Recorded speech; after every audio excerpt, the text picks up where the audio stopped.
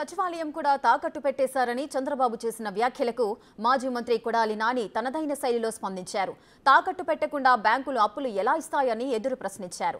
రాష్ట్ర అప్పులు 4 లక్షల కోట్లుంటే 2.5 లక్షల కోట్లు చంద్రబాబు చేసినవేనని తెలియజేశారు.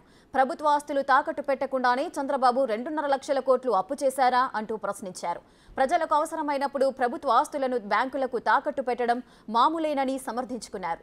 ఏ ఆస్తులు తాకట్టు పెట్టాలో అన్న విషయం రాజ్యాంగంలో ఏమైనా రాశారా అంటూ ఎదురు ప్రశ్నించారు.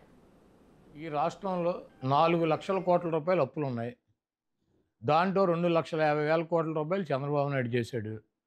4 లక్షల రూపాయల్లో 2,50,000 కోట్ల రూపాయలు జగన్మోహన్ రెడ్డి గారు చేసినటువంటి అప్పులు. ప్రభుత్వ ఆస్తులు తాకట్టు పెట్టకుండా బ్యాంకులో లోన్ ఇస్తారా? ప్రభుత్వ ఆస్తి తాకట్టు పెట్టకుండా బ్యాంకులో లోన్ ఇస్తాడా? పలానా తాకట్టు పెట్టాలి, పలానా తాకట్టు పెట్టకూడదు, పలానాది మార్టిగేజ్ చేయాలి, పలానా షూటీ చేయాలని ఏమన్నా డాక్టర్ బిఆర్ అంబేద్కర్ గారు రాజ్యాంగంలో రాశారా? సెక్రటేరియట్ ఏంటి చంద్రబాబు గడిదా?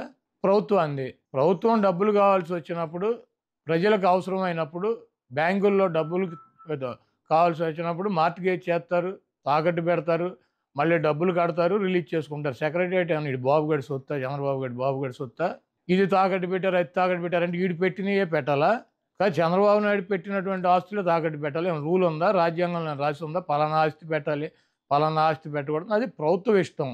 వాళ్ళు బ్యాంకర్స్తో మాట్లాడి బ్యాంక్ వాళ్ళు డబ్బులు కావాలన్నప్పుడు వాళ్ళు ఏదో ఒకటి మార్టిగేజ్ అడుగుతారు. ప్రభుత్వ ఆస్తి ప్రభుత్వం వాళ్ళు దాన్ని బట్టి వాళ్ళకు ఉన్నటువంటి వెసులుబాటుని బట్టి పెట్టుకుంటారు. సెక్రటేరియట్ పెట్టేశారు. సెక్రటేరియట్ ఎంత? 10 ఎకరాల పొలం. దాన్ని తాకట్టు పెడితే దాని విలువ ఎంత? 10 కోట్లు, లేకపోతే ఎకరం 20 కోట్లు ఉంటుంది, 2 కోట్లు ఉంటుంది, 20 కోట్ల ఆస్తి. ఒక సచివాలయమే పెట్టారా? నువ్వేం పెట్టలేదా గతం?